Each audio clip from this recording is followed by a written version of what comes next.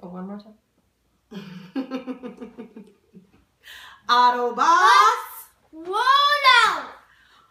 I am Tracine Asbury, and this is Maya's High. And I have a letter that's been on my heart for quite some time that I'd like to read to you. And it's to Minneapolis public school students. Yes, you do a good job. You ready? Okay, here we go. Dear students of Minneapolis public schools, this letter has been on my heart for quite some time, and I want to finally have it reach your ears with the purpose of expressing my gratitude and respect, along with a promise. Following last year's student walkouts after the Michael Brown verdict, and most recently, your participation in the peaceful protests advocating justice for Jamar, I am deeply stirred by your leadership and solidarity that so many of you have shown in standing up to say Black Lives Matter. I can't tell you how heavy it weighs on me that you, like me, like my parents and like my grandparents before them, still need to convince people that Black lives matter in the 21st century. I'm tired of marching for something that should have been mine at birth, was one of the most powerful statements by Reverend Dr. King in 1967. Nearly 50 years later, still you march and protest, and we as adults hear you loudly and clearly. Like you, I am tired. Like you, I am in pain. And like you, I ain't going nowhere. We have power, and as the chant goes, the people united will never be defeated. Because this is about our nation's moral compass. This is about what it means to be a beloved community. It's about the right to live fully for many of us.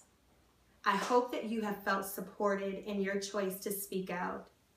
I have seen families, teachers, business and faith leaders, community leaders, select elected officials, and many, many regular folks leading the way and standing beside you. But I want to take things a step further and acknowledge our complicity. As adults, leaders, and as elected officials, we have shaped and allowed the conditions that led to this point.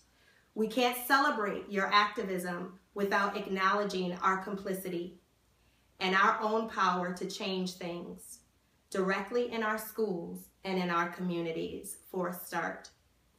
Adults can have the best intentions, but we don't change those behaviors and policies and really measure the impact those choices will have. Change will never come. Thank you for waking us up. Thank you for calling us out. Thank you for giving us an opportunity to do better. Whether you protest or not, we see you. Whether you chant it or not, we hear you. Most movements for justice around the world have been led by young people. So I want to celebrate your courage in upholding this tradition. And yet you shouldn't have to. So today I want to promise you this, and I invite adults in our community to join me. I will put you at the center. Wait just a minute, sweetie. Okay, give me a kiss.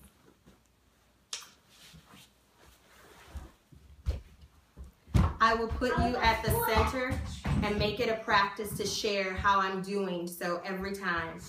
You need to see us fighting like hell for you and feel us protecting, nurturing, and learning from and uplifting you.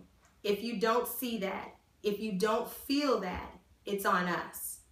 But we can change and do what it takes so the reality in your life, your family, your neighborhood, your streets, and your schools show you that Black lives matter. Onward together. Thank you so much, Tracine. I want to see.